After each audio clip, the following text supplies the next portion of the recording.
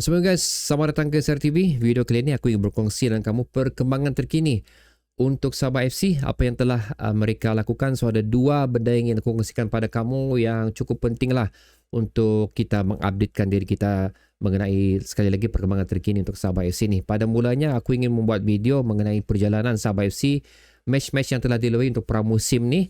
Tapi aku menunggu untuk beberapa hari lagi, sekiranya ada lagi perlawanan terakhir yang mungkin akan berlaku di Kota Kinabalu, kerana pemain-pemain Sabah FC, skuad kita sekarang berada di Kota Kinabalu sekarang ni selepas menjalani beberapa siri perlawanan pramusim di Kuala Lumpur. Macam mana aku tahu benda ni? Inilah yang aku kongsikan pada kamu, di mana berlaku di Kota Kinabalu. Ini adalah perkongsian daripada sabahmedia.com.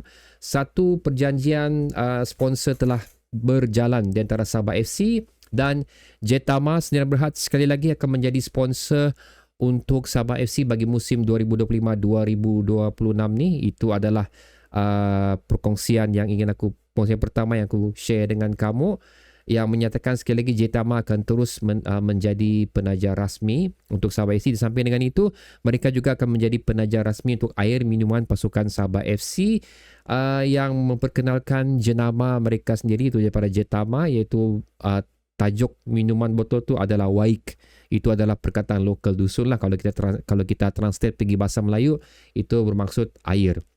So ini aku baca ni ya. Penajam produk air minuman berjenama Waik keluaran Jetama bernilai 1.5 juta itu dimeterai pada majlis menandatangani perjanjian penaja rasmi antara Jetama dan juga Sabah FC.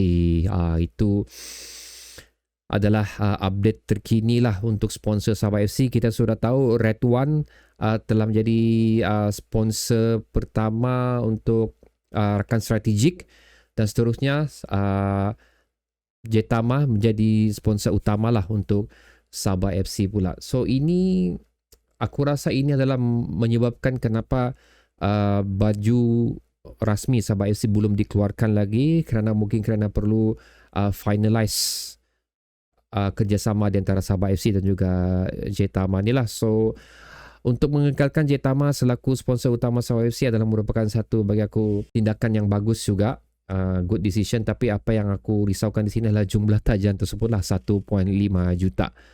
So adakah itu cukup untuk kita? Tidak, itu aku tidak pastilah. So adakah, tapi ramai yang tidak berapa suka lah Jetama ni di baju Sabah FC.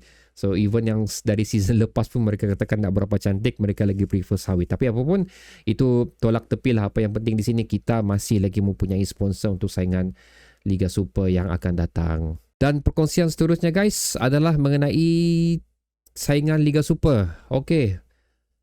Aku agak terkejut juga benda ni terjadi, dan ramai juga macam masih tertanya adakah benda ni betul ataupun tidak. Minta maaf kalau kamu dengar ada orang mengetuk di atas aku ni. Orang tengah, aku nak renovate ke apa kali. Di mana perlawanan pembukaan untuk Sabah FC sewaktu tu patutnya dijadualkan untuk menentang Melaka pada 10 Ogos yang akan berlangsung di Stadium Likas, telah dibatalkan. Telah dibatalkan oleh kerana pada masa itu ada kejohanan olahraga terbuka Master Sabah yang akan berlangsung pada 9 dan 10 Ogos 2025.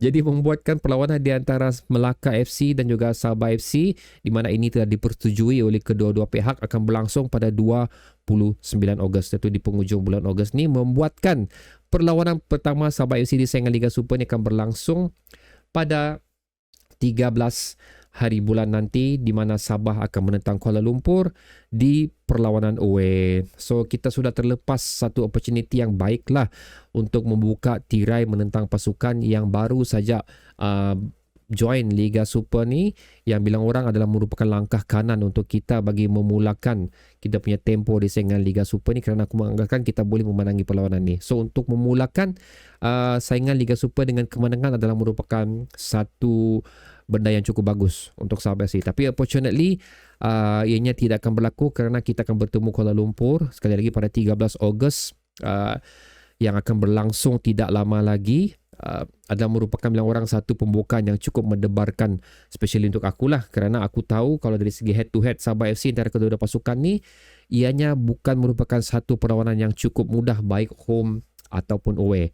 Away memang agak jaranglah kita memenangi di Stadium Ceras especially, dan inilah merupakan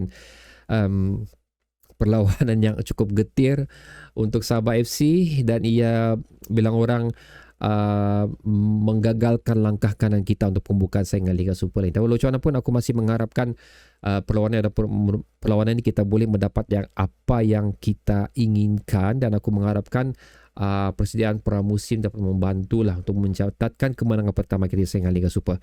Tapi itu satu benda. Apa yang mengecewakan aku di sini adalah kenapa kedua-dua benda ni boleh clash. Maksud aku 10 hari bulan untuk Liga Super dan 10 hari bulan untuk kejuaraan olahraga terbuka Master Sabah ni boleh clash. Itu adalah merupakan satu persoalan yang aku memang cukup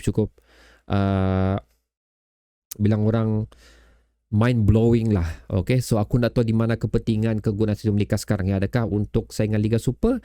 Adakah untuk saingan ataupun kejohanan benda-benda lain untuk di kegunaan Stadium Liga ni. So ini membuatkan aku rasa betapa pentingnya suatu kelab tu mempunyai stadium mereka sendiri untuk mengelakkan benda-benda begini terjadi, kerana sekali lagi aku begitulah, ia mengganggu momentum Sabah FC lah untuk jadual yang telah diberikan kepada Sabah FC. So itu adalah dua maklumat terkini aku share dengan kamu guys. So bagi yang bertanya, adakah betul perlawanan Melaka tu cancel? Yes, memang cancel dan akan ditunda pada 29 hari bulan Ogos nanti. So bagaimana pula pendapat anda sekarang? Aku ingin mendengar pendapat anda mengenai Jetama menjadi sponsor terus kepada Sabah FC, dan juga cancelnya perlawanan pada 10 Ogos nanti. Letakkan pendapat anda di ruang komentar bawah. Bertemu lagi video seterusnya guys. Assalamualaikum.